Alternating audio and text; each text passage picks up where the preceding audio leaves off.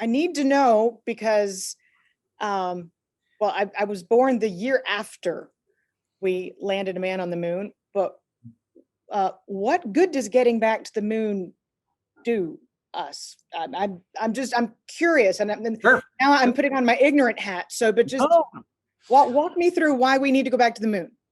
yeah. So a handful of reasons, Danielle. Number one, the engineering, science, and basic research support to go to the moon and build out a moon colony, perhaps even, I think can be inspiring, exciting, energizing, and enabling of a whole STEM revitalization in the education infrastructure. So I think there's some value there. Oh, that's that. Secondly, You had me at revitalizing education. You can stop there. That's so amazing. Sorry, continue. but as a wayward point, so to say, on your way to Mars or further, I do believe that the moon can prove useful as a refueling or whatever station you want to call it. So, this is now longer range thinking. That's why I put in the prediction that they announced plans to build the colony, not that they built the colony by then in the next 5 years. And so I think that's coming. It may enable us to use some really cool 3D printing technology and build structures on the moon, et cetera. So there's some really interesting options there. Further, there are materials on the moon. We know the moon has helium-3, which can be a fuel source for fusion. We know the Chinese have gone there with the idea of maybe taking some of this stuff and bringing it back home.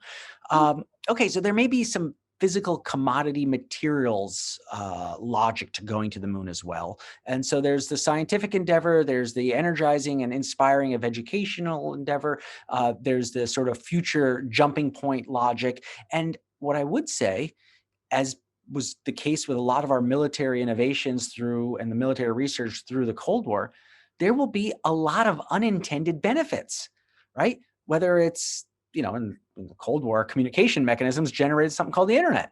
We don't know what's going to come. Right. We don't know what's going to come or how, but the odds are in favor that there will be spillover positive impacts. Now I know where to send all 4 of my children, who, by the way, have been forced since they were 5 years old to learn Mandarin. And they still don't they're starting to understand. They're starting to get it as they age.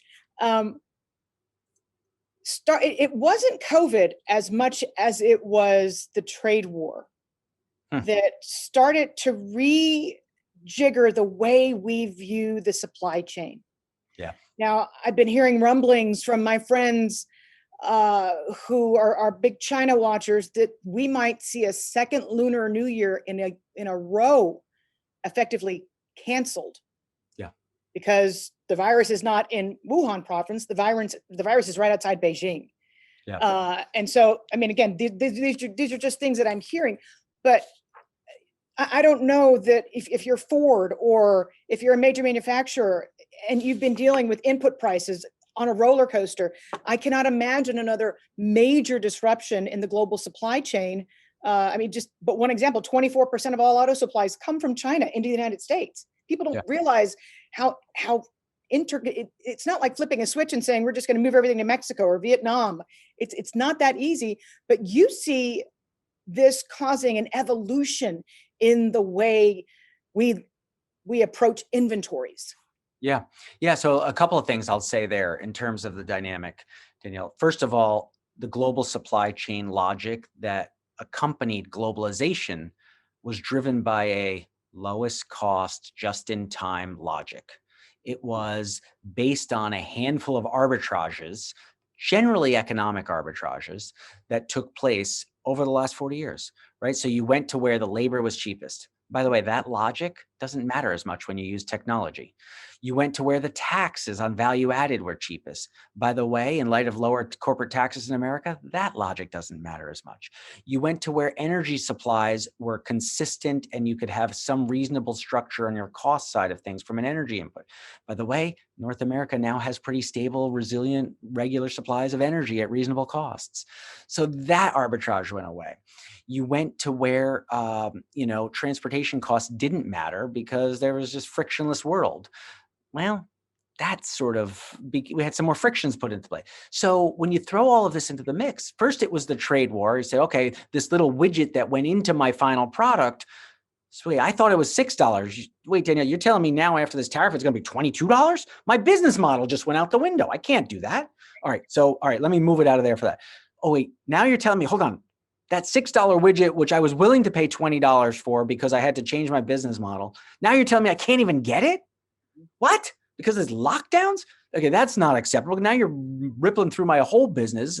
That doesn't work. Now you're telling me there's geostrategic reasons that my great power rival is going to potentially have access to my supply chain and the intellectual property and stuff that's produced there. I don't like the sound of that. Okay, now let's rip it out of there. Oh, by the way, then there's this ESG dynamic that says, oh, you want a smaller carbon footprint for your supply chain. Well, a long supply chain has more carbon being utilized than a shorter one. So, okay, that's another pressure point. Anyway, you can add these up. There are multiple pressure points that make me believe the geography of manufacturing is shifting and it's going to move closer to end consumers. So producers and consumers, which were distanced in space and time, are going to move closer.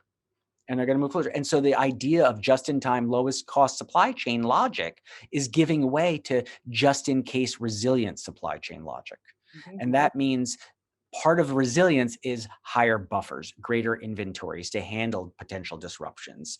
And I think it's best captured with just-in-time moving to just-in-case. I like that. I like that a lot. And it sounds like it's probably promising for Mexico's and Canada's economy as well. I mean, by extension. Right.